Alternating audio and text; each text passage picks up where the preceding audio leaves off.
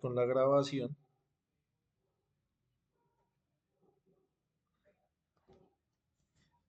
Listo, ya estamos grabando.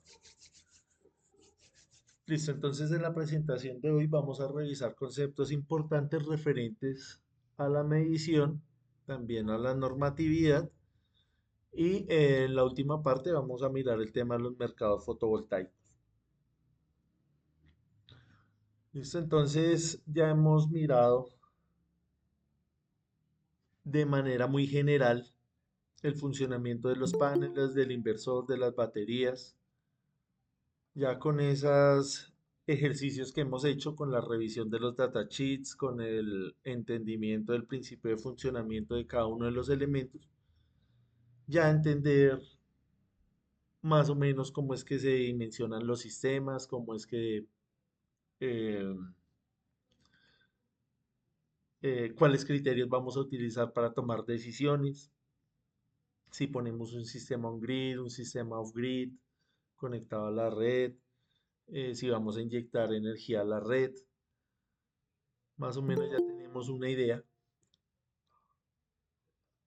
de cómo se realizan estos procedimientos. Listo, entonces acá tenemos el resumen de lo que hemos visto, sistema on-grid, que los hay de diferentes tipos, digamos este que estamos viendo ahí donde tenemos inyección a la red, que evidentemente no es el más común. En este sistema vamos a tener acá un flujo de energía que va desde el sistema fotovoltaico hacia la red. Entonces ya vamos a mirar ahorita cómo es ese tema, cómo es esa negociación, cómo es ese costo del kilovatio hora que vamos a vender nuestra energía. El caso más común es el que tenemos ahí en pantalla, que es el que está conectado a la red. Entonces, en el momento que tengamos deficiencia de energía del sistema fotovoltaico, vamos a tener el respaldo de la red, que sabemos que es un buen respaldo. Entonces, estos son los sistemas más típicos, más comunes, y están diseñados con el objetivo de reducir la dependencia a la red y reducir también el factor económico, reducir los costos.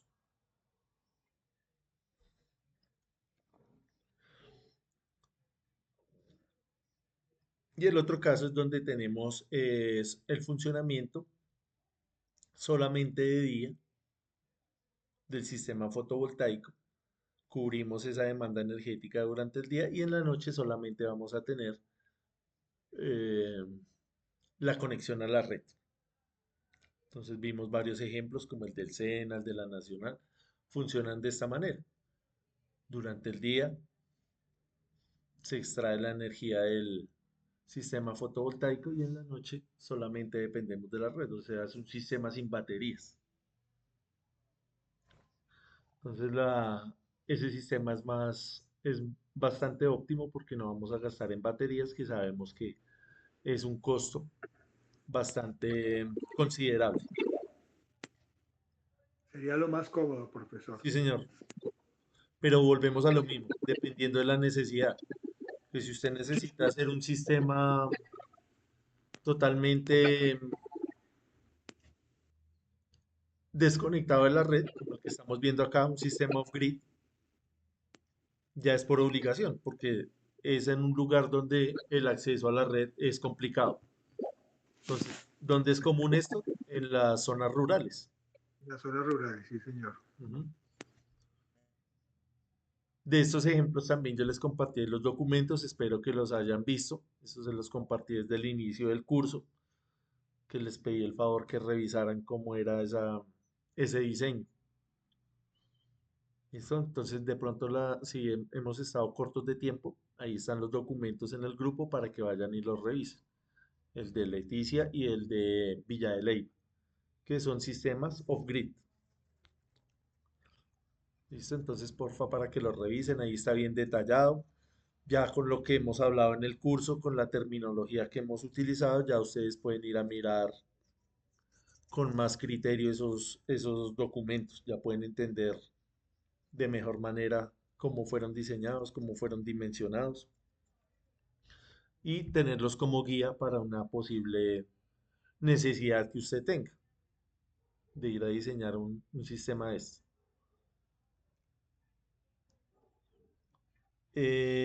Listo, entonces acá en los sistemas off-grid vemos claramente que solamente dependemos del sistema fotovoltaico. También es muy común encontrar sistemas híbridos que no solamente van a tener el sistema fotovoltaico, sino van a tener un grupo electrógeno, van a tener un sistema eólico, van a tener otro tipo de generación, obviamente dependiendo de la actividad económica en la que esté ese sistema. Esto también va muy ligado a lo que se conocemos como em, los sistemas de distribución concentrada. Ya ahorita miramos esa parte con más detalle. Em, el tema de la medición es importante no solamente en este tipo de sistemas, sino en todos los sistemas eléctricos. Siempre el tener usted bien monitoreado su sistema eléctrico va a hacer que usted pueda optimizarlo, pueda sacarle la mejor eficiencia, pueda detectar fallas y corregirlas rápidamente. No vamos a entrar ahorita de pronto tan al detalle en el tema de la medición de los parámetros eléctricos. Esto lo vemos en los cursos preliminares a este, en el curso de electricidad básica, en el curso de sistemas trifásicos. Siempre es importante el tema de las mediciones. No solamente cuando hablamos de sistemas eléctricos, sino de cualquier sistema, un sistema mecánico, un sistema neumático, un sistema hidráulico. eh, Cuando usted trabaja, digamos, en construcciones civiles, todo eso, el tema de las mediciones es bastante importante porque de ahí parte todo. Saber usted medir bien su sistema hace que usted lo pueda mejorar y lo pueda corregir las fallas que vayan surgiendo. Digamos que para nosotros los electricistas los parámetros básicos son corriente, tensión, resistencia, potencia, energía. Eso lo tenemos que tener bien claro. Digamos que saber utilizar una herramienta de estas tan básica eh, puede ser suficiente para nosotros más o menos tener una idea de cómo está funcionando nuestro sistema fotovoltaico. Obviamente que hay sistemas más robustos donde necesitamos herramientas más especializadas, digamos este pireliómetro que también en su momento vimos para que lo utilizábamos, pero ya son cosas más específicas utilizadas en contextos donde esas mediciones deben ser más exactas para confrontarlas con todo el historial climático que nosotros tengamos de esa zona, para verificar que lo que esté en ese historial sea correcto.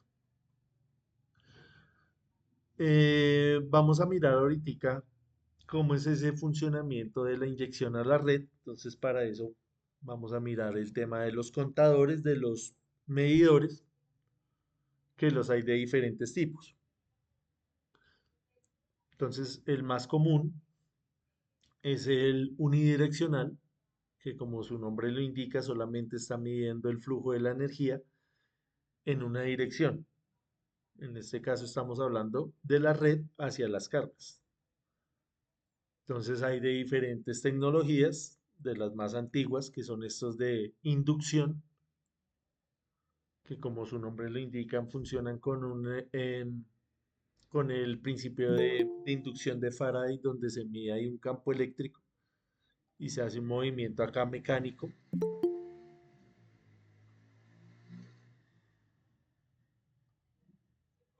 y va contabilizando la energía que se está consumiendo. Luego tenemos los estáticos, que es una tecnología más moderna y una tecnología más exacta, que utiliza electrónica y cumple con la misma función. Está midiendo cuánta energía está consumiendo determinada carga.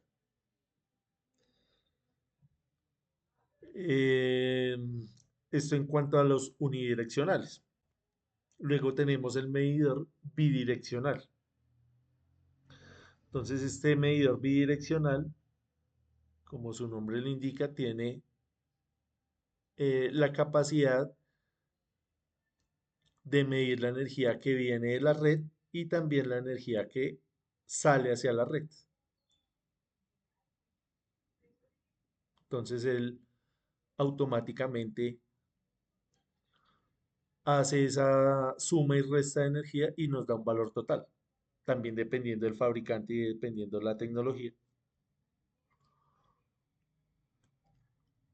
Pero la mayoría vienen con ese principio de funcionamiento, haciendo ya la totalidad. Entonces, ¿este para qué nos va a servir? Para esos sistemas fotovoltaicos donde nosotros tenemos la posibilidad de vender ese excedente.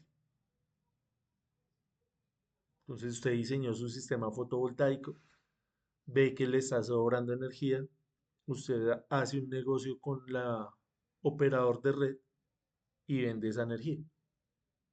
Digamos, para poner un ejemplo práctico, acá en Bogotá, que usted pague 800 o 900 pesos el kilovatio hora. ¿En cuánto vendería esa energía que usted excede? También a esos 800 o 900 pesos. Sería algo lógico eso. Si la compro 800, la vendo 800. Si en él me la venden 800, en él me la va a comprar en 800. De 80 Profe, pesos. para comentarle, Sí, los escucho. profe, lo que dice el compañero es cierto, lo están comprando más o menos de lo que está en la tasa de valores, está como a 80, 70, sería ir a mirar cifras, ¿ya? Porque la empresa de energía le cobra distribución, le cobra toda la red de mantenimiento y todo eso, por eso hay que pagar los 800. Pero como uno solo le va a inyectar a la red, pues ellos con ese cruce de todos esos valores le dan más poquito el kilovatio uno en el medidor bidireccional de 4 cuadrantes. Digamos que más poquito sería cuánto, Miguel. Pues no tengo tan claro, sería investigar y mirar, pero yo creo que estaría como en 150 pesos. Vi la última vez, como hace unos añitos que miré eso, pero pues no estoy tan seguro, sería mirar y leer otra vez eso. No, listo. Ya ahí Miguel nos dio la respuesta correcta. ¿Qué opinan los demás compañeros acerca de ese valor? Porque no está más cercano a los 800 que nosotros le pagamos a ese operador de red? Yo dije el 10%, 80 pesos, porque eso ya se ha visto que ellos lo que hacen ahí es informarle a uno que ellos son los que están suministrando la energía y han colocado toda la infraestructura y pues nosotros solamente le estamos suministrando algo que ellos ni siquiera lo necesitan. Pero claro, si es una empresa grande, pues me imagino que harán negocios. Pero en el caso de una persona civil normal, por ahí el 10% nomás. Sí, profe, porque tienen que, ellos le cobran a uno generación y distribución. Pues generación que es en la hidroeléctrica y distribución que es la red de ellos como tal, la infraestructura. Profe, Señor, bueno, mi punto de vista, pero cualquiera de pronto ciudadano del común, de a pie, eso me parecería como que exagerado, ¿cierto? O sea, de 800, bueno, para acá en la costa eh, supera los 1000, pero imagínense a que se lo compren a uno que también tiene que hacer un gasto enorme para que se lo vengan a pagar a un precio, por decirlo de esta manera, tan miserable. Listo, entonces ahí haciendo una recopilación de lo que ustedes están diciendo, lo que dijo Miguel y lo que dijo César la tienen bastante clara. Lo explicaron, creo que de una manera muy elocuente, muy fácil de entender. El tema de la generación, el tema de la transmisión, el tema de la distribución, todo eso va contemplado en el precio final. Algo que dijo César bastante importante. Claro, ellos están vendiendo su energía, tienen su negocio y dicen, yo no necesito comprar, yo en ningún momento puse este negocio para comprar energía. Yo lo que necesito es vender. Si quiere, le compro a este precio. Obviamente eso lo maquillan ahí en otras palabras más bonitas, pero en esencia es eso. Entonces, claro, si nosotros lo compramos a 800 pesos y queremos venderlo, no pretendamos que nos lo van a comprar al mismo precio. En ese orden de ideas, para nosotros sería rentable eh, sobredimensionar nuestro sistema con el objetivo de vender energía. Pareciera que no, ¿no? No, profe, no No, sería, no sería lo ideal. Pareciera que no sería tan buena idea. Digamos lo que Profe, dice Hammer también, perdón, lo que dice Hammer también me pareció importante tenerlo en cuenta. Digamos que nosotros acá todos somos electricistas, la mayoría, entendemos lo que estamos hablando, pero Hammer dijo algo importante, una persona de a pie. Todo esto de pronto le va a parecer injusto, porque va a decir como así. Entonces ya ahorita vamos a mirar otras cosas. profe, mira que pues me puse a mirar acá Señor. que está hablando, ¿sí? Y según lo que dice, según la tasa de valores, en febrero del 2026 el precio promedio de energía en la bolsa de valores cayó por 120 pesos por kilovatio hora, que eso es lo que pagan las empresas prestadoras de servicio cuando uno le inyecta la energía pues a la red de ellos, ¿sí? Ahí ya está el valor como más especificado según la tasa de valores, lo vigente, ¿no? Ujú. También depende de la época del año, también depende si es Enel, si es Celsia, el operador de red va a tener esa autonomía de hacer el negocio con los propios clientes. ah, yo Obviamente, pensaría, todo eso está regulado por el Ministerio de Minas y Energía y específicamente por la CREC. Ahorita miramos esa parte. yo pensaría que a nivel comercial de empresas que generan energía, que tienen las plantaciones de paneles solares, a eso le comprarían a ellos, a 150. Pero en el caso nuestro, como personas particulares, si nosotros sabemos que dentro del campo, por ejemplo, si nosotros tenemos una especie de villa, dentro de nosotros, los 10 propietarios de 10 viviendas, podemos hacer eso para nosotros sin necesidad de que la red, si la red pasa, pues bien, porque muchas veces cuando ocurre que la red no dice que nosotros tenemos que colocar los postes o colocar los cables para que nos llegue la energía. Imagínense los costos que tenemos que hacer si tenemos un lugar no cercano a donde está el suministro de energía. Entonces eso sería costosísimo para nosotros. Sí, señor. Todo eso toca tenerlo ahí en cuenta. Listo, sigamos acá y miramos qué otras dudas nos van surgiendo. Listo, miremos esta otra parte que saqué ahorita de la página de Enel, donde nos dice que durante el segundo semestre de 2016 en el Colombia inició la implementación de sistemas de medición inteligente en Bogotá y Cundinamarca.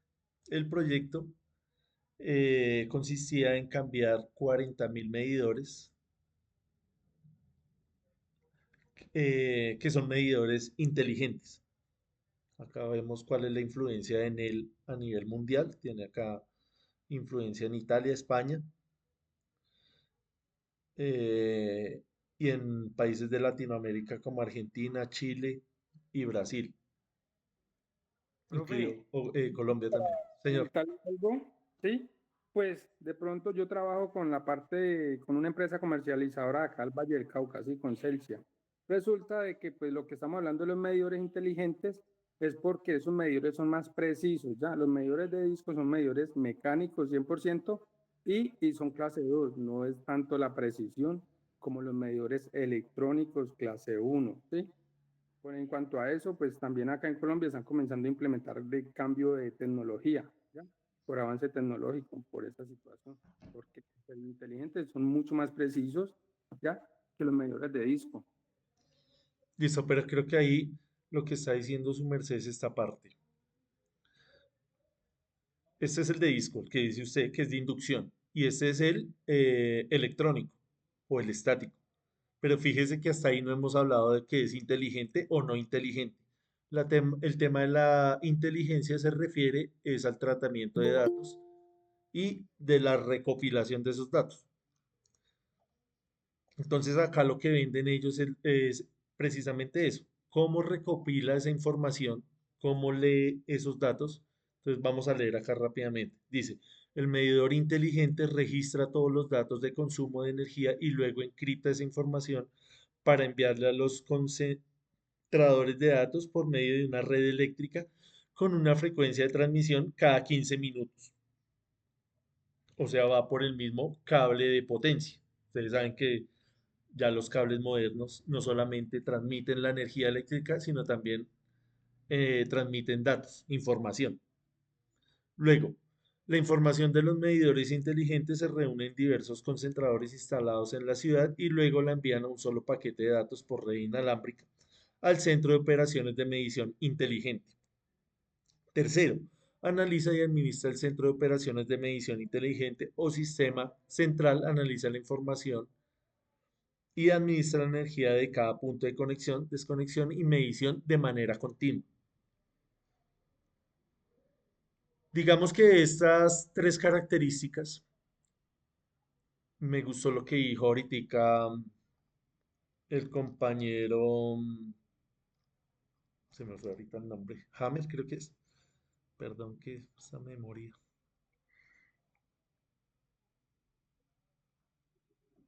El que dijo que el, el, el usuario de a pie, las personas X. Usted como usuario normal, que no, Hammer, sí, gracias.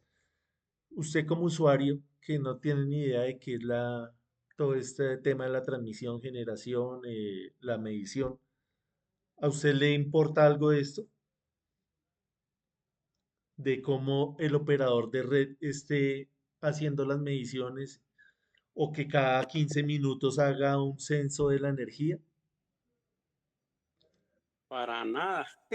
¿cierto, Alejandro? Estás o no. No, para nada. Usted pregúntele a alguien de algún amigo o algún familiar, no tiene ni idea de que simplemente él mira cuando llega la factura física, impresa, mira el historial, dice cuánto consumí el periodo pasado, que sea coherente con lo que tenga que pagar y listo. Él no va a decir kilovatio hora, cada 15 minutos, medición inteligente, nada de eso.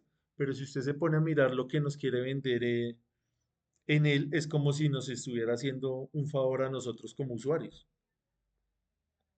Aparte de eso, que nos está vendiendo una tecnología supuestamente inteligente. Inteligente transmitir datos, eh, datos remotamente, pues tampoco es que estemos hablando de la última tecnología, ¿no? Eso ya es bastante común, la transmisión de datos. Digamos que acá nos dan otros beneficios de esos medidores inteligentes. ¿Ve? Seguridad y comodidad. Como la lectura la hacemos de manera remota y automática, ya no será necesario ingresar a tu hogar, siendo más cómodo, confiable y seguro para ti. Adicional a tu factura, te enviaremos un anexo que detallará el consumo promedio de energía por día de la semana y para el periodo facturado se discriminará por hora del día el mayor consumo. Volvemos a lo mismo. ¿A alguien de a pie le importa esto? Creo que no. Cuentas con un mínimo de carga durante 3 días antes de la suspensión del servicio en caso de que olvides realizar el pago de tu factura de energía. Una vez registremos el pago de tu factura, la reconexión se realizará en menor tiempo y de manera remota. Entonces, fíjese que todo esto, ¿a quién le importa? A nosotros, que sí sabemos interpretar toda esta información. A la persona de a pie, dudo mucho que le interese toda esta parte. Entonces, acá nos hablan de unos beneficios, que es beneficios, pero para ellos, porque obviamente están optimizando su proceso, están automatizándolo y están reduciendo costos. Pero uno como cliente Claro, menos es, gente cla- contratada para hacer eso. claro, uno como cliente, ¿qué beneficio va a tener? Parece que ninguno. Eh, digamos de las personas que están acá en Bogotá, alguien que nos confirme que le hayan cambiado el medidor. Fíjese que acá es de manera gratuita. Cambiaron 40.000 entre Bogotá y Cundinamarca. Sabemos que entre Bogotá y Cundinamarca hay más de 40.000 clientes. Entonces, esos 40.000 clientes también, ¿cómo los escogieron? ¿Alguien de acá tuvo ese beneficio que haya sabido personalmente o de algún amigo que le hayan cambiado el medidor? Personalmente yo no. Profe, también esos cambios de medidores para evitar el robo de energía que hay en los barrios, ¿no? Porque ellos saben que hay un robo de energía y tienen que estar vigilando, entonces ellos buscan cambiarles los medidores para poderlos controlar. Eso tengo una idea de que eso está ocurriendo. Sí, el tema del fraude también ha sido controversial porque muchas veces esa energía fraudulenta, esa desviación de energía, igualmente la cobra. Entonces más o menos detectan dónde es ese fraude en X posición y a esas personas que están ahí en ese radio de acción les cobran esa energía que se está perdiendo. O sea, la empresa no pierde, porque ustedes saben que también hay contadores que son comunitarios que hacen un censo en X cantidad Exacto. de clientes y Sí, ellos no pierden, ellos cobran esa energía. totalizador, sí. Ujú. Claro que ese tema del fraude también se ha ido reduciendo ya con la tecnología actual, los cables, los medidores, los sistemas de protección han hecho que sea más difícil intervenir esas líneas.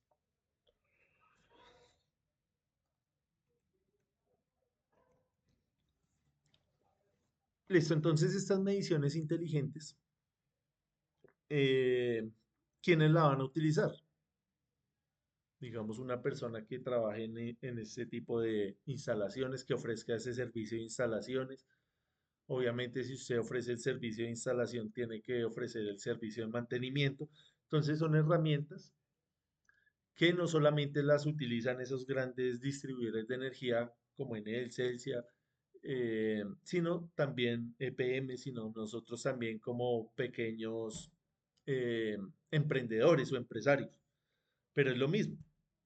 Entonces, en el mercado usted puede encontrar muchas herramientas de medición que también venden ese producto como inteligente, pero va uno a ver y es que no es que sea tan inteligente, porque si usted va y mira estos elementos, este catálogo y usted ve, es un medidor común y corriente. Acá le venden que, bueno, que es bidireccional, que tiene una API abierta, es decir, usted le puede conectar acá cosas de otras marcas, que almacena la información en la nube. Entonces usted dice, bueno, ¿y cuál es la novedad? Usted llega y mira esto y no tiene tampoco la gran cosa, una pantalla o algo que sea más amigable a la vista.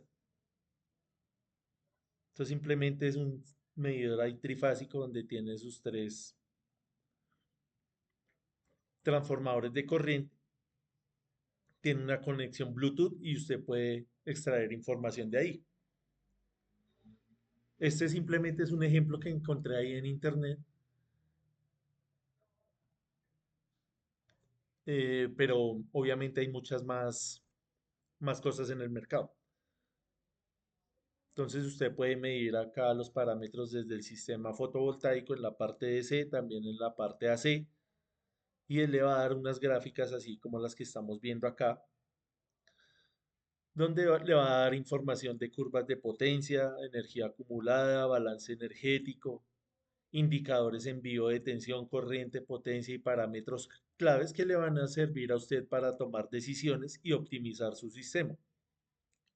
Entonces, es importante usted saber interpretar esa información para poder decirle al cliente, bueno, le conviene más trabajar en cierto horario o modificar su calendario para que ese sistema sea más eficiente. Para eso es. Entonces volvemos a lo mismo. Estos equipos, ¿quiénes lo van a comprar? Personas que se dediquen a la instalación, al mantenimiento de estos sistemas, porque un cliente sería ilógico que comprara todo este sistema, ¿cierto? Digamos que alguien diga, voy a comprar unos paneles en un sistema, en una parte rural, diga, voy a comprar unos paneles y unas baterías para una bomba y para unas cargas ahí domiciliares. Compra eso o lo manda a hacer y no va a comprar el sistema de medición, ¿no? Porque primero no lo sabe instalar, no lo sabe usar, no sabe interpretar toda esa información. Es complicado que alguien vaya a hacer eso, ¿no? Em, Digamos que acá, antes de explicarle esta parte de los armónicos, si uno va y mira las herramientas tradicionales que uno utiliza a nivel industrial, estos analizadores de redes, que son de la marca Fluke, todos sabemos que son bastante confiables, que son una de las marcas más tradicionales. Estos elementos han existido toda la vida y los hemos utilizado por mucho tiempo. Acá no nos están vendiendo tanto humo de decir que es inteligente y si usted se pone a comparar esta máquina, así nomás visualmente, que usted no conozca de pronto de marcas ni de procedimientos industriales, digamos que comparado con esto, ambos cumplen la misma función, ¿sí ve? Uno nos está vendiendo un producto, mejor dicho, de la última categoría, de la última tecnología, y uno va y mira y de pronto esta herramienta es más exacta, es más confiable, es más robusta. Entonces sí, es importante también no dejarse uno tampoco deslumbrar por lo que haya en el mercado, porque sabemos que ahorita todos se lo quieren vender a uno como inteligencia. Ahorita que está de moda la inteligencia artificial, todos sabemos que eso es tratamiento de datos. De pronto no lo entreguen de manera más visual, más rápida, más bonita, sí, pero sigue siendo tratamiento de datos. Entonces, para que tengamos eso en cuenta. Ahorita miramos la página web de donde saqué esta herramienta para que miremos otras características importantes que podemos sacar ahí y podemos sacar conclusiones. Ya en mediciones más específicas a nivel industrial, como estamos hablando del negocio de intercambio de energía, de comprar y vender energía, entonces esto tiene mucho que ver también con la calidad de la energía. Entonces, si nosotros tenemos una actividad industrial donde tenemos cargas no lineales, por ejemplo, muchos computadores, un centro de datos, fotocopiadoras, drivers de motores, sistemas de iluminación, ahí vamos a tener nosotros que corregir eh, un fenómeno eléctrico que se llama el TH, que es la distorsión armónica.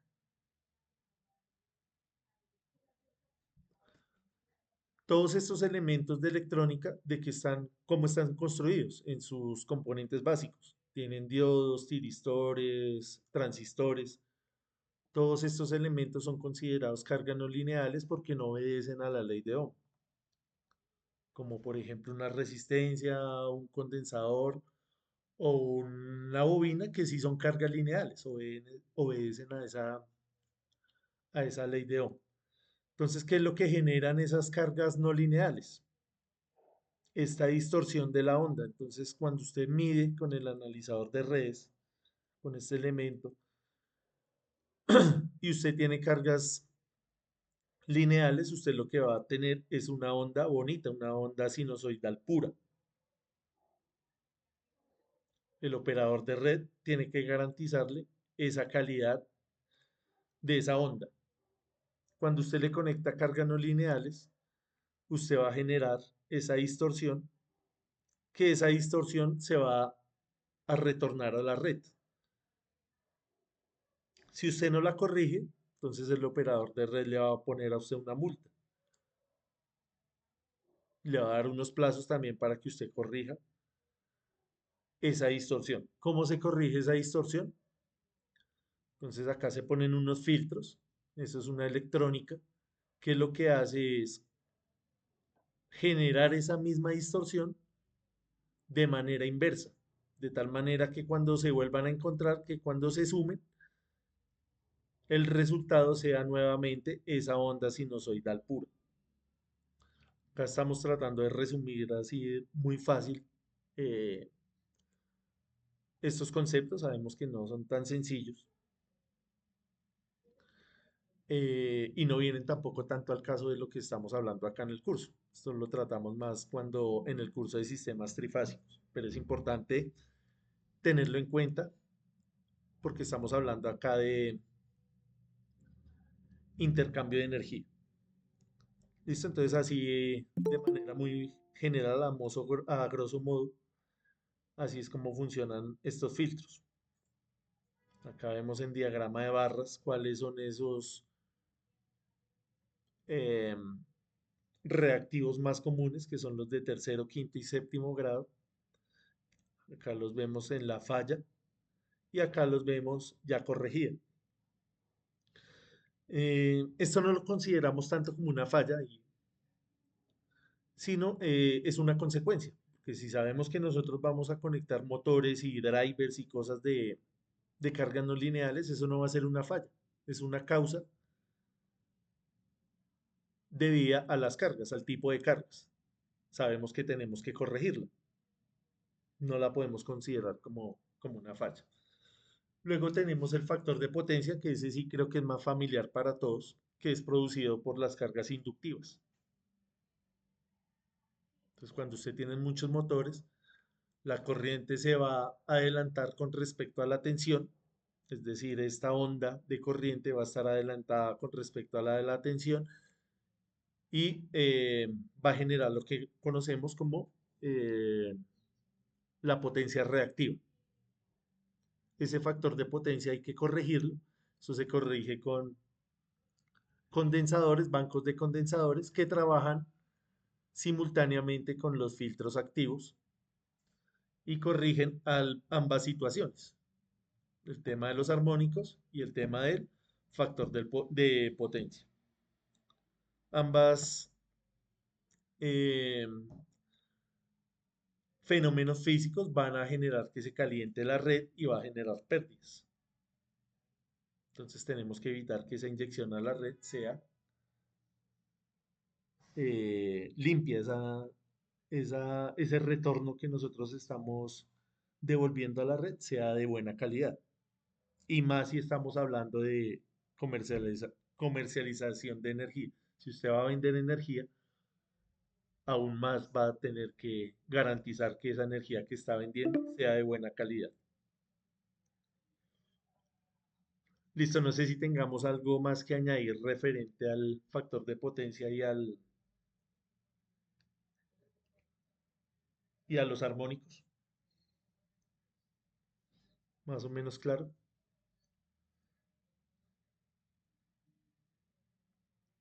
Sí, señor. Listo, ¿qué dicen los demás compañeros? Bien. Sí, teníamos en mente esos fenómenos. Sí, profe. Listo, bien. Vamos a mirar ahora acá la parte de la normativa. Antes de eso, les voy a compartir el enlace de la asistencia para que porfa lo vayamos llenando.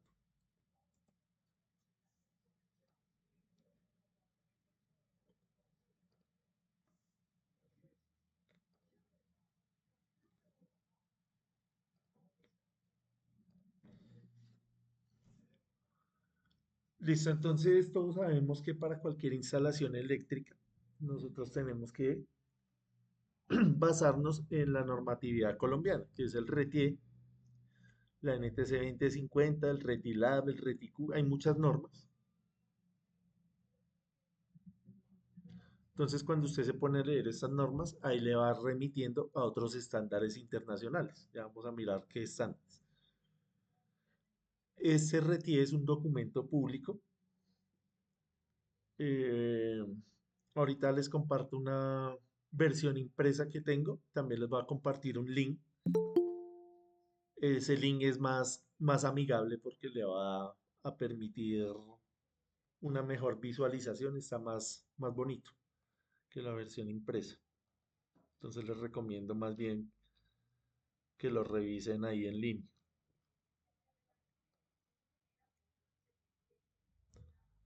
Entonces, nos va a hablar de los sistemas fotovoltaicos. También la NTC 2050, en su sección 690, nos habla de los requerimientos que tienen este tipo de sistemas, desde el certificado de los elementos, de los equipos, hasta las certificaciones de las personas que van a hacer este tipo de instalaciones. Entonces, tanto en la parte de diseño y en la parte de montaje, esto lo tienen que hacer personas que estén debidamente certificadas. Digamos que con lo que hemos hablado acá en el curso, con el lenguaje que hemos utilizado, con la terminología que hemos utilizado, ya va a ser más fácil que usted vaya y revise esas normas. En el tema normativo eso es bastante complejo porque cuando usted se pone a leer esas normas, algunas son ambiguas, algunas son de difícil comprensión, tienen algo, eh, tienen actualizaciones, entonces no es tan sencillo volverse un experto en la parte normativa. Nos cuentan, digamos, los profesores acá del SENA, de la universidad, que llevan años en todo este tema de la normatividad, que ya se sienten más abogados que ingenieros o que técnicos, porque son muchas cosas, son muchas interpretaciones, no solamente es ir a mirar el RETIE, sino las otras leyes de la CREC, de la UME, y todo esto es dinámico.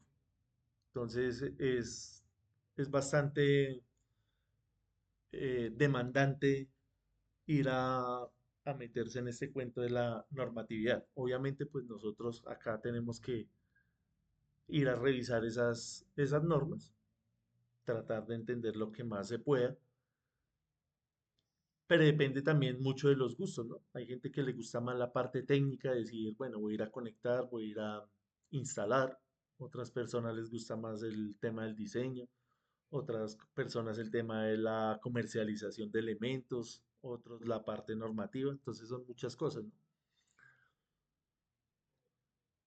Cada quien tiene sus gustos propios. Entonces acá nos hablan en el retiro de certificaciones tanto de los productos, también de la parte de la instalación. Sabemos que todo sistema eléctrico debe contar con puestas a tierra. No más la puesta a tierra ya es una ciencia, hay gente que se dedica únicamente a eso.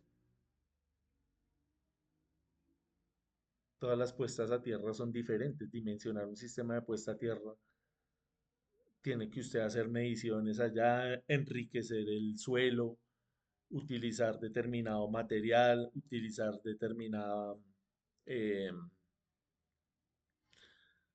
método, son muchas cosas. Hay personas que solo se dedican a la parte de protección, que uno diría, pero ¿qué tanto hacen ahí? Eso también es una ciencia. Todo el tema de las protecciones es bastante también amplio ese tema. Y ni hablemos de las inspecciones, todas las personas que se dedican a inspeccionar eso.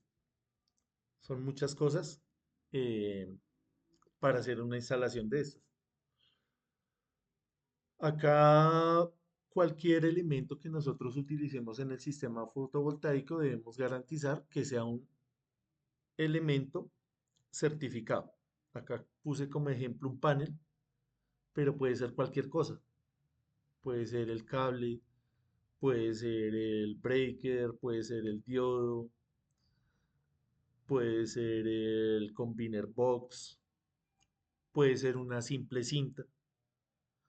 Si usted viene el inspector y ve que está utilizando una cinta que no corresponde, que no es certificada, ya por ese lado lo pueden ir corchando. Cualquier elemento tiene que estar debidamente certificado. Entonces hay diferentes tipos de certificación. Hay certificados de calidad del producto y hay también unos certificados relacionados con el tema de los procederes, de los métodos, de los paradigmas que hay para las instalaciones. Entonces, digamos que los más conocidos, los más famosos son los IEC y los UL. Esto en cuanto a los certificados de calidad de los elementos, de los equipos.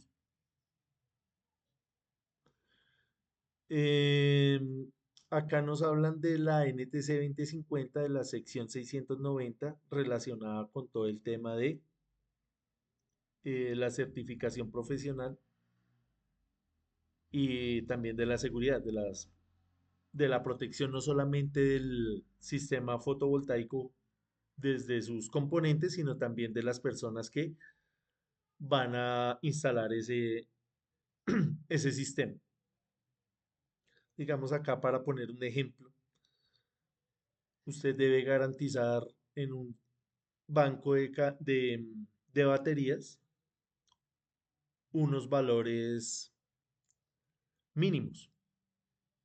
Entonces acá nos hablan de que si tenemos una tensión de 220, si el banco de baterías supera los 1000 amperios hora, se requiere un cuarto independiente, ventilado y con medidas de seguridad.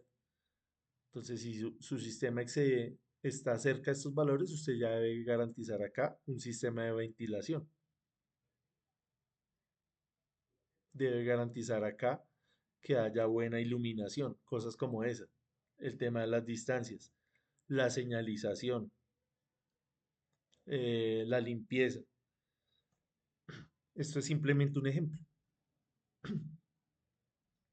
Todo eso lo encontramos ahí en las normas y debemos cumplir con ello. Lo mismo con los sistemas de puesta a tierra. Deben cumplir características especiales que, como les decía ahorita, eso es toda una ciencia. El tema de soldar acá, el tema de las distancias, qué tipo de suelo se está utilizando, eh, qué método van a utilizar, si hay que enriquecer el suelo, de cuánta corriente tiene que estar diseñado el sistema, todo eso hay que tenerlo en cuenta. Lo mismo para el sistema de protecciones, tanto en corriente continua como en corriente alterna, sabemos que tenemos que tener estos descargadores de sobretensión.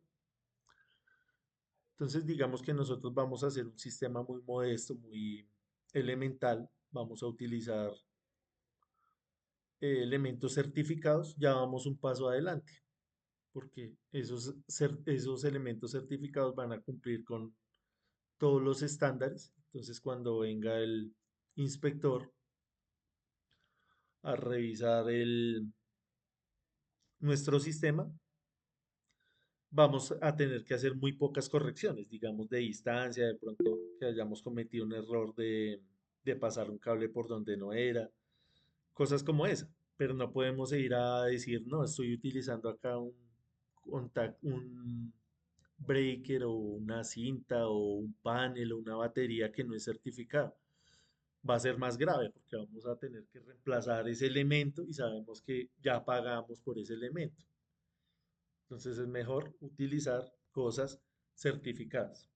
Obviamente va a ser más crítico en un sistema industrial, en un sistema ya más grande, Estas inspecciones van a ser más rigurosas y van a ser más frecuentes.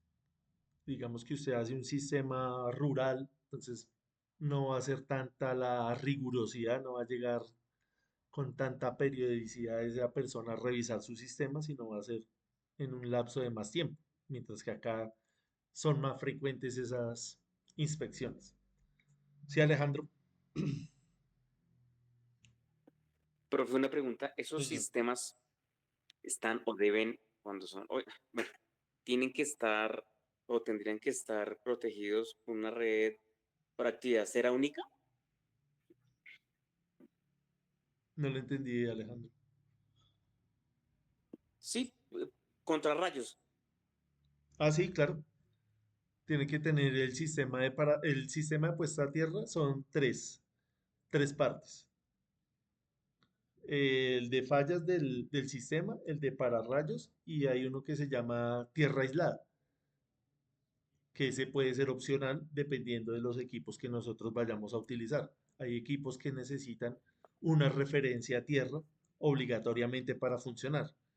Digamos, Obviamente. un ejemplo básico. Usted conecta su nevera solamente con el positivo y el negativo y ella funciona. Sabemos que es incorrecto porque tiene que tener la tierra, pero eléctricamente ya funciona. Hay equipos que no, hay equipos que obligatoriamente tienen que tener una referencia a tierra para funcionar. Eso se ve sobre todo en equipos industriales. Vale, gracias. Listo, Alejandro.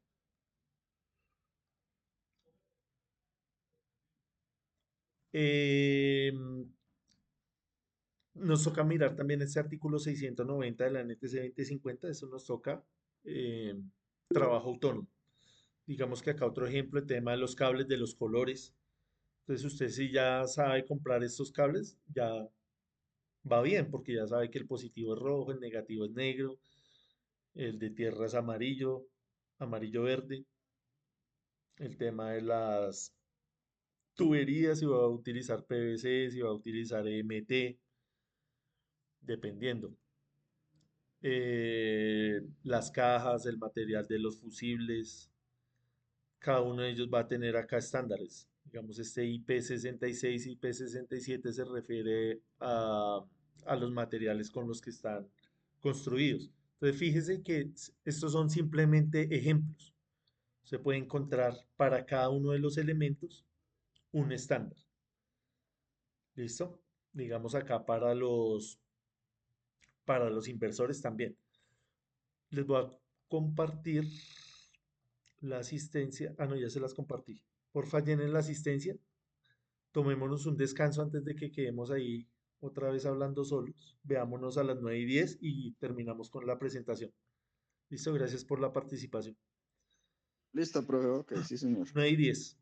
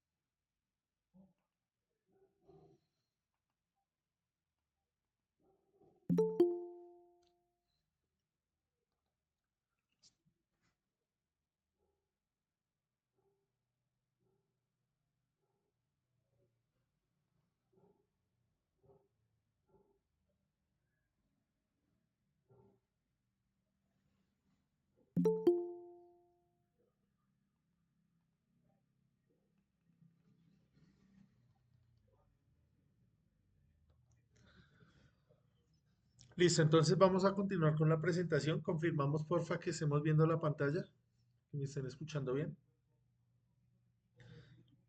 Listo, gracias. No se les olvide llenar la asistencia. Sí, profe, ya por mi parte ya la llené. Listo, gracias.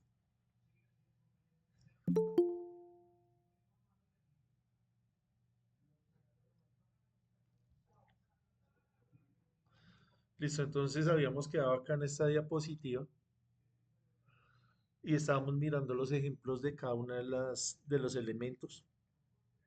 Digamos que acá también para el inversor, cuando vamos a hacer un sistema conectado a la red, tenemos también que cumplir con algunas normas, con algunas certificaciones. Digamos que algo acá puntual del inversor nos dice que debe tener protección anti-isla. Esa protección anti-isla, ¿a qué se refiere? Alguien de pronto que haya trabajado con estos inversores. Cuando hablamos de anti-isla, ¿qué nos dice qué nos sugiere esa certificación? Tiene que ver con lo que estamos haciendo acá. Entonces, como el inversor está conectado a la red, va a haber flujo de energía desde la red hacia la casa o de la casa hacia la red. Entonces, digamos que vienen a hacer acá un mantenimiento y acá el técnico no se da cuenta que hay fluido, no aguas abajo desde la red hacia la casa, sino viene de la casa hacia la red. Entonces puede ocurrir acá un accidente. Todos sabemos que esto es un requisito extra de seguridad, porque acá cuando nosotros nos vamos a subir a hacer un mantenimiento de esto, no debemos preguntarle a nadie, venga, ¿será que hay fluido acá o suponer cosas, ¿cierto? Es decir, ¿será que es que allá tienen un inversor y ahí está conectado a la red y está inyectando a la red? Acá hay que hacer mediciones, hay que hacer un protocolo de seguridad dependiendo del tipo de trabajo que se vaya a hacer. Si es un trabajo en tensión o es un trabajo sin tensión. Los protocolos van a ser diferentes. Pero fíjese que acá por normatividad esa protección anti-isla debe incluir, perdón, el inversor debe incluir esa protección anti-isla. Son simplemente ejemplos, cosas muy puntuales, pero igualmente están ahí consignados en toda la normatividad. Aparte del RETI de la NTC 2050, también tenemos que revisar el tema de la CREC, que es la Comisión de Regulación de Energía y Gas en Colombia, y depende del Ministerio de Minas y Energía.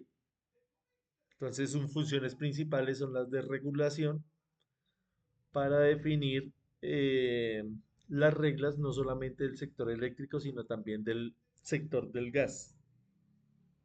Cómo se presta ese servicio, el tema de las tarifas, la calidad, la seguridad, eh,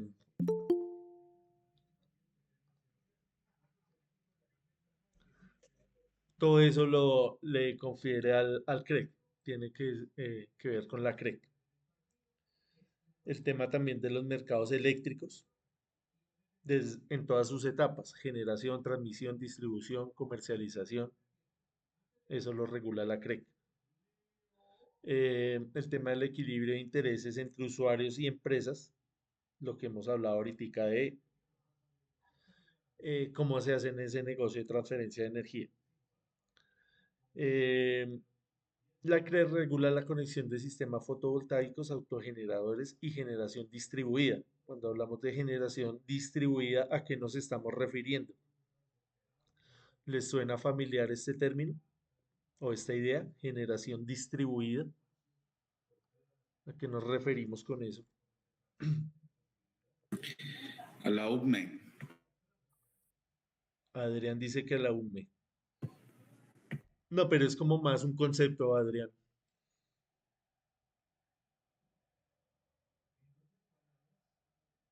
Generación distribuida. Como los que están, hacerte cuenta que es una hidroeléctrica, que están captando la energía con panel, pero están distribuyendo para otros clientes, no sé, Sí, sí, supongo. sí, es algo así, sí. Sí, o sea, la misma palabra, la misma frase nos da una idea. Es algo relacionado con lo que usted está diciendo. Entonces, generación distribuida se refiere a comunidades energéticas que no están dependiendo de la red eléctrica.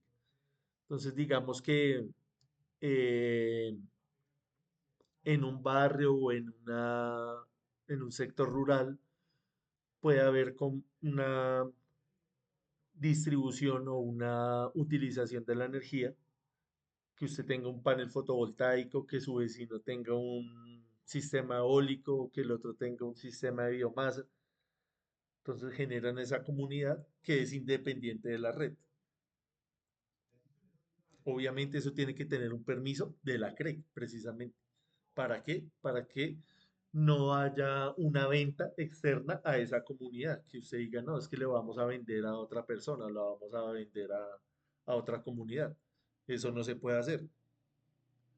Cuando hablamos de esa generación distribuida, tiene que ser una comunidad delimitada y tiene que estar avalada por la CREC. Lo que estábamos hablando ahorita también de las tarifas. Entonces, acá calcula esos precios y esas tarifas. El tema de la calidad de la energía, también lo que hablamos ahorita de los armónicos, del factor de potencia, todo eso es encargada la CREC. Sí, Mayra. Hola, profe, hola, Hola. compañeros. Profe, pero entonces, bueno, ahí me surgió una inquietud porque hay empresas que construyen mini granjas, ¿cierto? Que van desde 1 hasta 5 megas y se consideran generación distribuida, pero no hacen parte de, digámoslo así, de criterios públicos o gubernamentales, sino que son empresa privada. Entonces, Entonces ahí también, o sea, ¿cómo sería esa qué? Esa connotación en ese caso? mira que acá ya toca hacer, ir a mirar eso ya más específicamente, pero lo que tú estás diciendo tiene que ser todo contemplado bajo las leyes de la CREC, bajo el criterio de la CREC. Entonces ahí habrán subsidios, habrán excepciones, habrá algo que ya está negociado y dicen, listo, usted va a pagar o no va a pagar impuestos, dependiendo también de cuánta energía está vendiendo, también con el precio de la bolsa, todo eso va incluido ahí. Pero es algo ya muy particular, algo ya muy específico.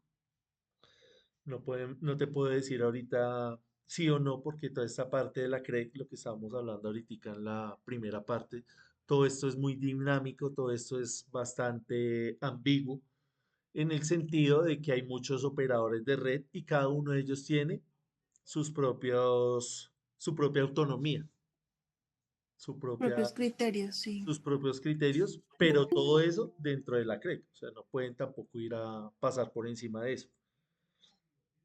Entonces, ahorita estábamos hablando de eso, ya volverse uno experto en todas estas leyes, no es de un curso acá de 20 horas, de 40 horas, sino esto lleva su tiempo, entender toda esta parte. Lo importante es que eh, saber dónde acudir en el momento que tengamos de pronto una inquietud o eh, que necesitemos hacer algo y necesitemos el consentimiento de la CRE. Entonces, todos estos documentos son públicos.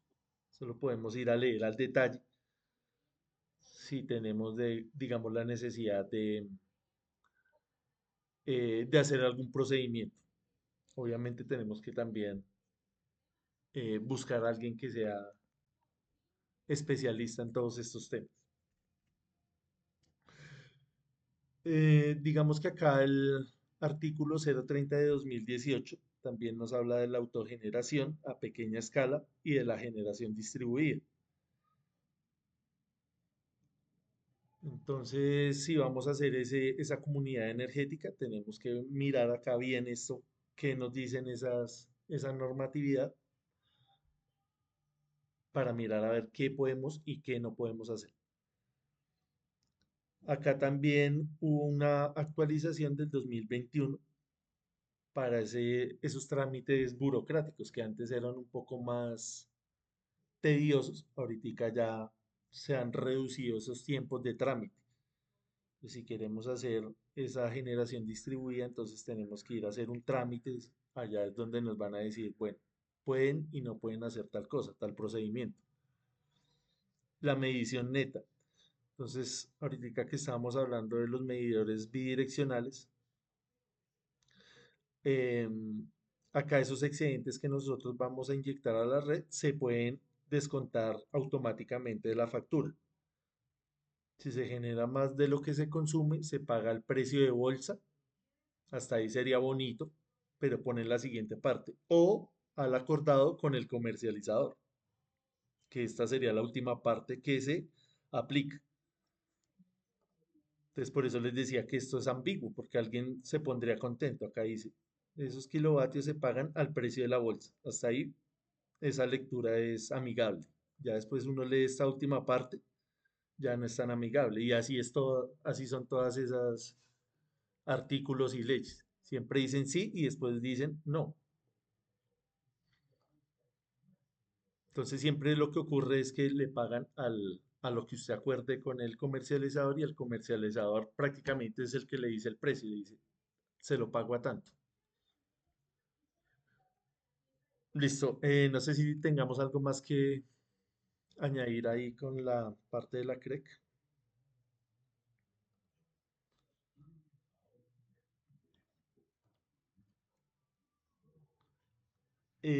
Listo, revisemos esta parte de la IS, que era lo que les estaba comentando de los estándares de calidad internacionales. Este, por ejemplo, es un estándar suizo y se refiere a la calidad propiamente dicha de los equipos. Entonces, digamos, en un inversor va a tener requisitos de eficiencia, protecciones, compatibilidad electromagnética. Una batería, normas de seguridad, ciclos de vida, en un medidor, el tema de la exactitud, qué tan exacto es ese elemento, lo que estaba diciendo ahorita el compañero cuando estaban reemplazando los de disco con los electrónicos. Vean, acá está esa parte. ¿Cuál es más exacto? ¿Cuál se comunica mejor? ¿Cuál tiene mejor conexión? El tema de la fiabilidad. Y esto aplica para todos los elementos. Ahorita estamos hablando de un inversor, pero también podríamos estar hablando de un cable. Podemos estar hablando de una terminal, de una cinta, cualquier cosa que a usted se le ocurra, por elemental que sea, debe tener alguna certificación. En este caso estamos hablando de esta ISE, pero puede ser también una UL. Nosotros cuando revisamos los datasheets de todos los elementos, tenían ambas, IS y UL, y también tenían otras, pero las más conocidas son esas dos. Sí, Alejandro. Bueno, profe, y entonces, con esa multiplicidad de normatividad que se puede decir así, el UL, todas, entonces Colombia las adopta o las pasa a las NTC y ya No, sí, buena no sé pregunta. si se llama Buena pregunta. se volvió pero entonces con esa multiplicidad todas se pasan o se van a Bueno, se le entrecortó ahí transformar. se Entonces, le entrecortó un poquito la comunicación, Alejandro, pero creo que le entendí la idea. Creo que le entendí la idea. Entonces, cuando usted va y mira el RETIE, él le dice, usted dice, bueno, en cuanto a los paneles, entonces ahí le dice, los paneles que usted importe tienen que tener certificaciones internacionales de la UL y le puede mostrar, eh, perdón, ¿dónde lo dije? El del panel.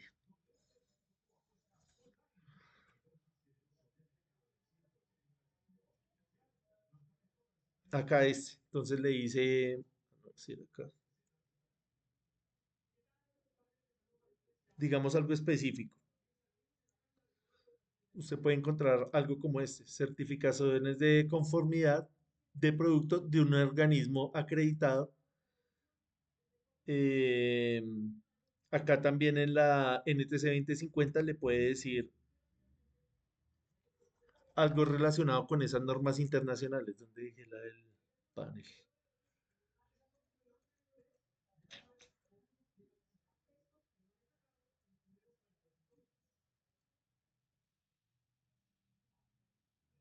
Acá vea, esta parte. Usted lee ahí el panel, el RETIE y le va a salir esta parte. Dice módulos solares. Ejemplo, la norma que aplica para el módulo solar específicamente es una norma ISE 61215. Pruebas de desempeño. Los paneles que nosotros revisamos a lo largo del curso tienen este estándar para que vayan y lo revisen, por favor. Otra es de seguridad, vea, otro estándar internacional de la ISE, seguridad eléctrica y mecánica. Entonces usted va y mira y ese panel tiene esas dos Digamos, los Ginkgo que nosotros miramos a lo largo del curso tienen esos dos estándares. Y así para cualquier elemento, inversor, batería, sistema, lo que le digo, una simple cinta, una simple terminal, va a tener un estándar propio. Y eso está consignado ahí en la NTC 2050 y en el RETIE. Si usted hace la importación o compra ese elemento, usted ya está bien, porque ya tiene ese certificado. También, ¿qué puede hacer? Puede comprar un elemento que no esté certificado y certificarlo usted mismo. ¿Qué le toca hacer? Ir a pagar el laboratorio y que le den ese certificado. También, también se acostumbra a hacer esa práctica. Otra es la UL. Es exactamente lo mismo, solo que una es europea de Suiza y la otra es de Estados Unidos, pero cumplen la misma función. Entonces puede tener ambas, de la IS y de la UL. Entonces les queda de tarea ir a revisar esos datasheets para encontrar esos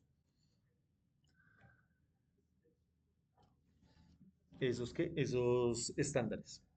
Hay otro estándar que es la IEEE, también bastante famoso. Gracias. Ya no está tan Sí, relacionado, ingenieros eléctricos. ya no está, sí, no está tan relacionado con la calidad del elemento, sino más bien de cómo instalar ese elemento. Ya está más con procedimientos y paradigmas, aunque también tiene estándares de calidad de los equipos, pero es más relacionado con los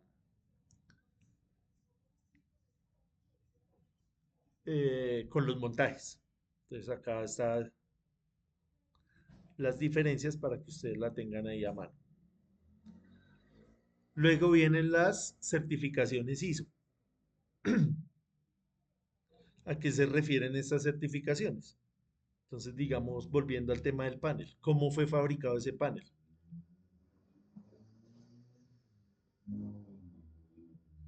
Cuando se fabricó ese panel, ¿tuvieron consideraciones medioambientales? ¿Tuvieron consideraciones de seguridad y salud? Es decir, las personas que están trabajando allá en esa factoría, en esas fábricas, cumplen o les están cumpliendo con todas las normas de seguridad. Eh, Están utilizando patentes propias. Hay, digamos, escándalos de filtración de información o de temas de plagio. Esas fábricas son energéticamente autosostenibles, tienen cómo están en el tema de emisión de gases. Entonces, si todas esas factorías cumplen con esos requisitos, le van dando estas certificaciones ISO. No sé si ustedes hayan visto algunas fábricas en India que están trabajando las personas allá sin botas, sin guantes, sin gafas, que uno ve que fabrican ollas, por ejemplo, y ve que hacen esas ollas allá descalzos. O digamos la manufactura de la ropa en Bangladesh, en la India, que hacen esa ropa allá, niños de 5 años cosiendo, niñas allá planchando, trabajando de sol a sol en condiciones allá a 30, 40 grados centígrados. A eso se refiere. Digamos también la industria del cuero, que botan toda esa contaminación allá al agua. Lo mismo pasa con todo esto.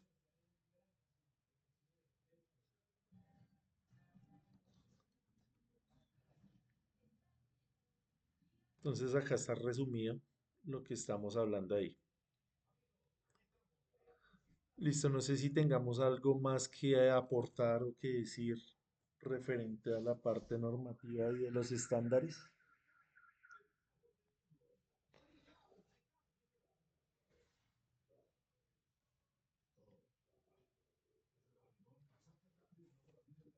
Listo, miremos ahora esta parte de los mercados a nivel acá en Colombia y a nivel internacional. Entonces, digamos que acá yo los separé por empresas. Tenemos acá los de Enel, los más importantes, El Paso, La Loma, Guayepo uno, 2 y 3.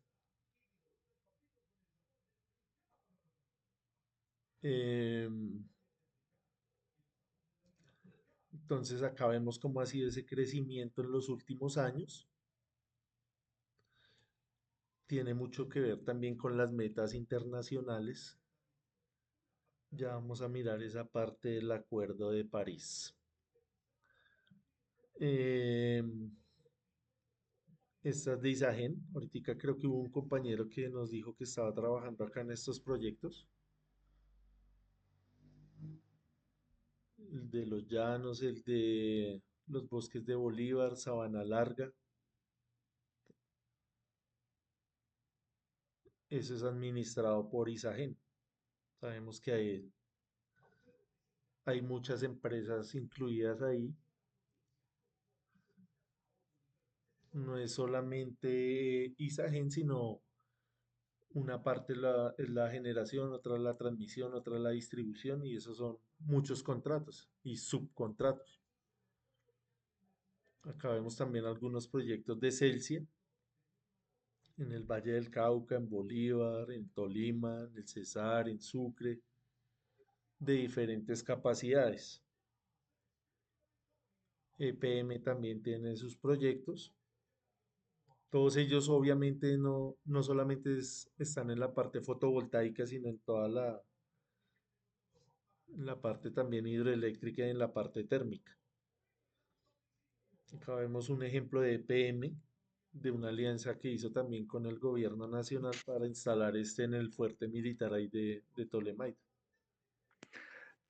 Profe, una pregunta. Señor, Estas empresas cuando tienen esos campos de energía renovables, ¿el costo de energía sigue siendo el que ellos comercializan con la energía eléctrica? sí, señor. ¿Exactamente los mismos valores? ¿O no reducen el costo? Pues ahí con las políticas de energías renovables pueden jugar un poco con eso, pero volvemos a lo que estábamos hablando ahorita, el tema de los negocios, el tema del negocio. Como la matriz energética es tan variable, entonces es un sistema interconectado.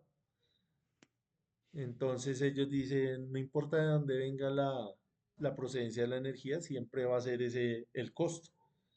Y como no sabemos exactamente cuál es esa procedencia, entonces ellos se acomodan ahí a ese flujo energético, a esa demanda energética. En el Porque yo papel pensé, sí debería tener un precio diferente, claro, porque yo debería pero pensar ya en la práctica es otra cosa. porque que las alcaldías o los municipios deberían de tener unas plantas para suministrar la energía a sitios donde necesitan reducir los costos de energía, porque es que seguimos entonces siendo avasallados y esclavos de las empresas grandes productoras de energía y seguimos nosotros entrando en un problema de esclavitud total. Sí, claro, digamos en otros países esas leyes antimonopolio son un poco más estrictas. Acá en Colombia sabemos cómo es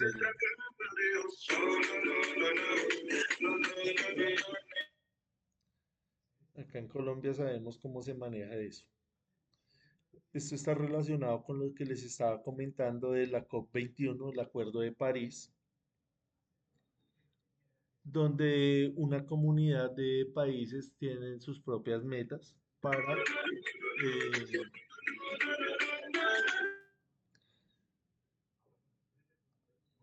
para reducir los gases de efecto invernadero. Entonces Colombia hizo una promesa o se planteó unas metas para el 2050 llegar a cero emisiones. Este acuerdo fue en el 30 de noviembre al 12 de diciembre de 2015, el Acuerdo de París. Entonces miremos acá la matriz eléctrica, lo que les estaba comentando, y la proyección que hay para 2050. Entonces se inició desde 2023 hasta 2050 y tenemos todas las formas de generación. Entonces tenemos carbón, el eólico, de gas, solar, el fósil, solar con baterías, la hidráulica, la generación distribuida. Entonces fíjese que acá hay varias cosas que analizar. El carbón, esta parte negra que estamos viendo acá, para el 2035, más o menos, un poquito antes, ya debería estar totalmente eliminado. O sea, dentro de más o menos 10 años ya el carbón desaparece. Vamos a ver si se cumple eso. Fíjese que el agua, la generación hídrica, se va a mantener constante. No hay proyección de que va a aumentar o que se va a acabar. Acá la fotovoltaica, esta parte beige, va a ir en crecimiento. Esa es la proyección que hay para el 2050. Igual que la geotérmica, en menor medida, pero también va a ir creciendo. La generación distribuida, uno también diría, ve acá va bastante bien.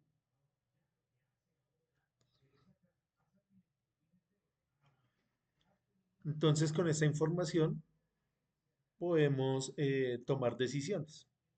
Alguien podría decir, listo, como esta fotovoltaica va en crecimiento, toda la normatividad, toda la parte legislativa va a apoyar esa parte, entonces yo podría hacer una inversión de, no sé, dedicarme a la comercialización de paneles o de baterías o de todos los sistemas,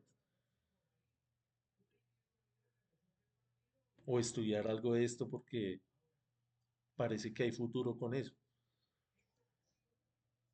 Estoy como en un buen negocio. Obviamente todo esto en el papel. Que digamos, hubo un ejemplo cuando Estados Unidos también vino a este acuerdo de París y se puso también sus metas. Dijo, no, yo soy un país industrializado, no puedo eliminar para el 2050, sino para el 2070 o para el 2060. No vamos a comparar a Colombia con Estados Unidos, que es un país totalmente industrializado, a un país que prácticamente no tiene industria.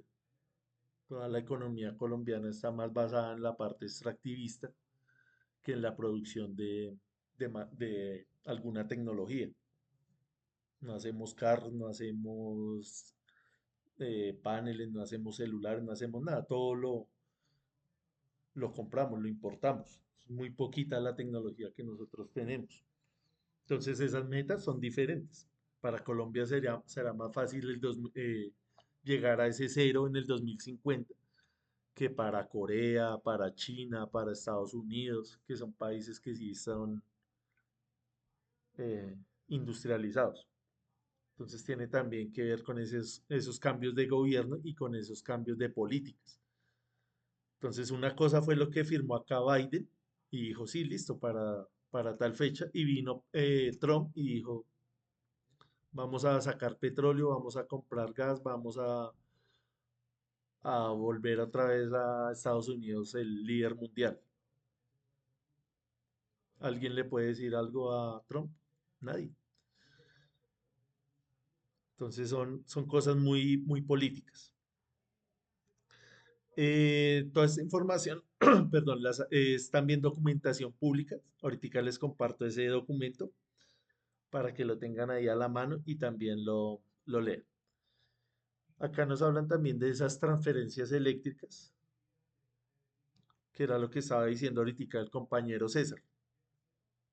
Entonces, digamos que EPM, Isagen, Enel, Celsia, allá donde tienen sus parques solares, ellos tienen que pagar a esa comunidad en ese punto específico. Es como una especie de arriendo, como un impuesto.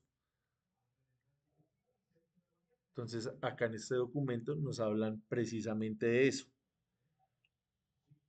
de cuánto porcentaje deben pagar esas empresas a esas comunidades. A eso se refieren esas transferencias. Entonces, fíjese que esa parte legislativa, esa parte de las leyes es bastante importante y hay gente que está muy metida en ese cuento. Y como todo esto es dinámico, digamos ahorita que haya cambio de gobierno, toda esta, toda esta información, todas estas leyes pueden que cambien, porque viene el nuevo gobierno con una filosofía distinta, cada quien con sus intereses particulares. Entonces ahí es donde uno puede estar atento a esos cambios que le puedan convenir a uno o no. Digamos en el tema de los aranceles, en el tema de los impuestos, en el tema de los subsidios, si siguen con esa misma política o las van a cambiar. Toca estar atento a eso.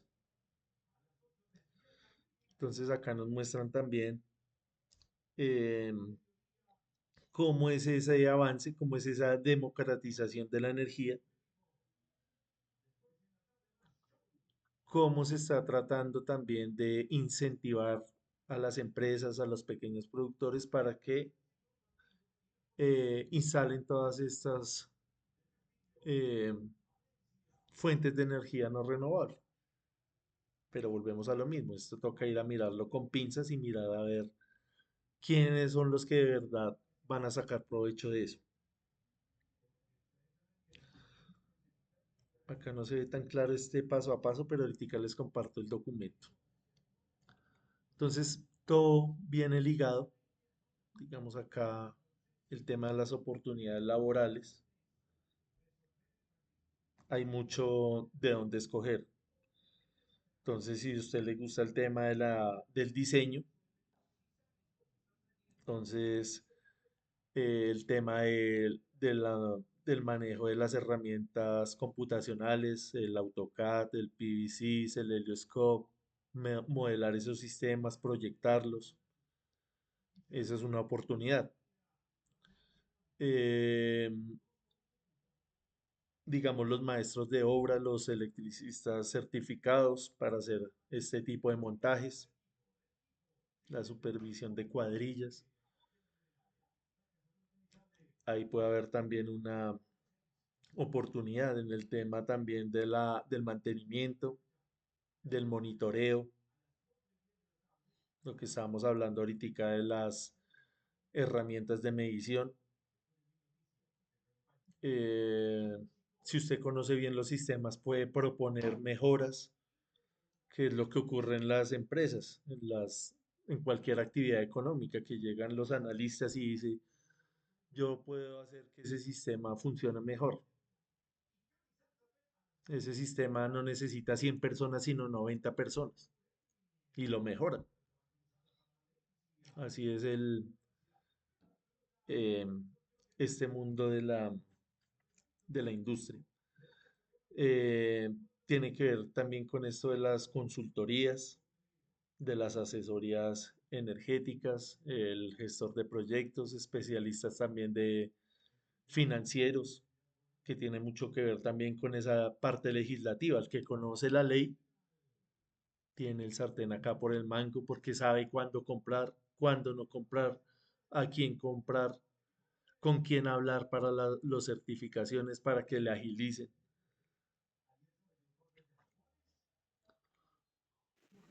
Ya Ese es otro problema, ¿no? señor. Ese es otro problema a través de que le permitan a uno legalizar todo lo que es una pequeña industria, hacer las vueltas para que todo eso funcione. Eso es medio complicado. Pues era lo que estábamos viendo acá en las diapositivas anteriores cuando estábamos revisando lo de la CRE, que prometen agilizar eso. Eh, Quedé hablando con un compañero que se dedica a este tema de las importaciones. Parece que no es tan cierto ya en la realidad porque nos reporta que tuvo unos problemas ahí de legalización por el tema de las certificaciones, que había unas certificaciones que antes sí eran válidas y ahorita les estaban poniendo problemas. Entonces pareciera que fuera lo contrario, que en lugar de agilizar, están antes poniendo más trabas. También tiene que ver con las empresas internacionales que dejan de existir.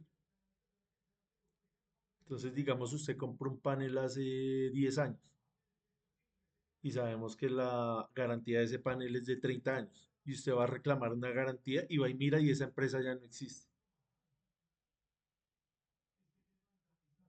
Entonces es bastante complejo. Una cosa es lo que uno mira acá en el papel y otra cosa ya es en la realidad.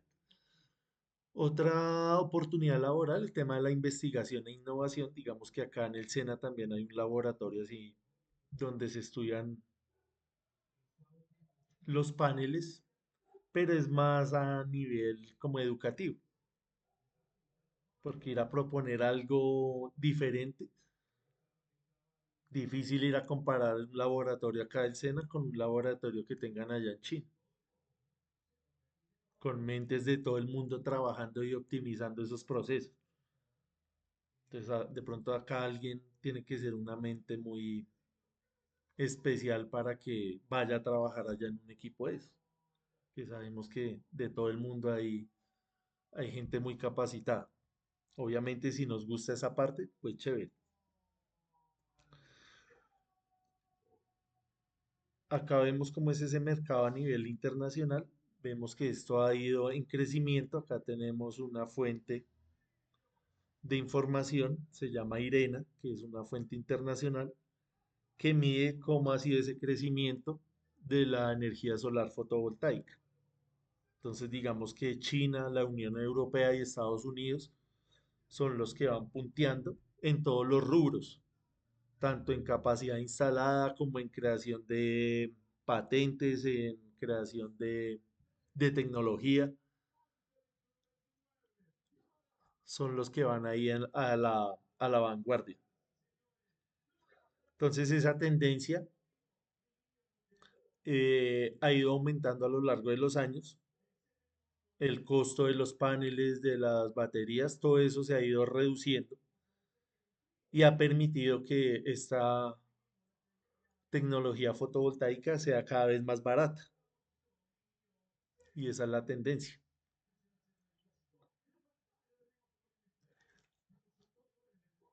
Entonces esto también nos lleva a otros retos.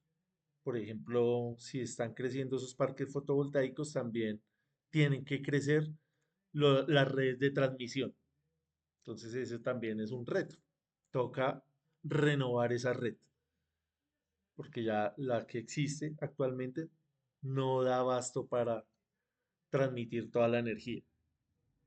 También los marcos regulatorios, las políticas, todo eso es dinámico, es algo cambiante. Entonces todos los días el sistema va cambiando. Listo, no sé si tengamos algo más que añadir.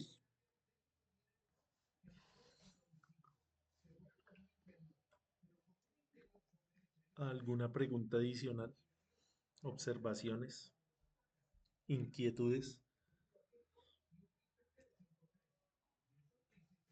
Siempre habrá muchas porque cuando uno entra en estos campos de la fotovoltaica y toda la energía renovable, hay mucha información que el Estado tiene amañada y cuando uno va a hacer algo, tiene uno que tener una habilidad para poder ingresar documentos y que no vaya a haber problemas cuando, por ejemplo, hay a unidades residenciales que quieren mantener una energía, unos paneles para mantener, por ejemplo, la energía dentro de la parte de los parques que ellos tienen, todo lo que es instalaciones de afuera de las casas.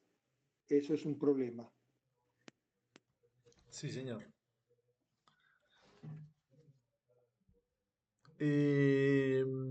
Listo, entonces el jueves nos vemos, ya el jueves cerramos el curso. Mañana o pasado mañana reviso los trabajos que ustedes me hayan enviado. Son 2 trabajos. El primero es calcular las horas solares pico y el segundo es hacer el cuadro de cargas. Ambos hay ejemplos ahí en las grabaciones. Entonces las personas que no lo han hecho, porfa, háganlo. Em, yo creo que podemos dejar plazo hasta el domingo, que sería la fecha ya límite para cerrar las calificaciones. ¿Listo? Entonces tratar de hacer algo a conciencia, hacerlo bien hecho, no entregarlo ahí por entregarlo. Gracias por la participación de hoy. Espero que les haya gustado la información. Sí, profe. Fíjese que es mucha información en muy corto tiempo. Sí, El señor. objetivo precisamente de estos cursos tan cortos de 40 horas es eso, mostrar un abanico de posibilidades para que ustedes traten de perfeccionar esas habilidades que ya tienen, motivarlos también para que se inscriban a niveles más avanzados de técnico, tecnólogo, de ingeniero, que ahorita es como más asequible esa parte de la educación, comparado a hace 20 años que era más difícil, por ejemplo, entrar a estudiar a la distrital o a la nacional, ahorita es más asequible, porque hay menos competencia. Y ahorita es difícil encontrar que las personas les guste el estudio como nos gustaba anteriormente, a los más grandes, que uno soñaba con estudiar una carrera. Ahorita eh, los objetivos han cambiado. Igual siempre el estudio va a ser una herramienta buena para el crecimiento personal y profesional. Entonces siempre la invitación de que vayan y se inscriban al SENA y a la universidad. Gracias por la participación. Nos vemos el jueves. Quedo pendiente de las tareas. Ahorita les comparto la grabación, Listo, la profe, muchas gracias, presentación muy y el amable. Profe, documento. Señor, antes que se vayan los muchachos, quería, pues, con la empresa, yo trabajo en una empresa, dicha empresa va a solicitar hacer unos trabajos fotovoltaicos para la empresa. Entonces me están solicitando a mí que busque unas empresas que estén trabajando para eso, para que me manden unas cotizaciones. Entonces yo mañana voy a conseguir los requerimientos que pide la empresa para que puedan postularse al trabajo, para que puedan hacer el proyecto. Creo que son 90 paneles que van a instalar. Entonces ellos ya tienen la propuesta como tal, entonces para ver qué empresas de los muchachos que están trabajando en eso puedan instalarlo. listo, Richard. Gracias por la información. Entonces quedamos Ok, pendientes ahí. listo, mañana le mando la información a los Bueno, muchachos. profe, buenas noches. Listo, gracias. Nos vemos entonces el jueves. Que descansen. Ok, Ok, profe, hasta luego. que descanse. Buenas Listo, noches. gracias a Gracias a ustedes. todos. Buenas noches. Listo, que descansen. Gracias.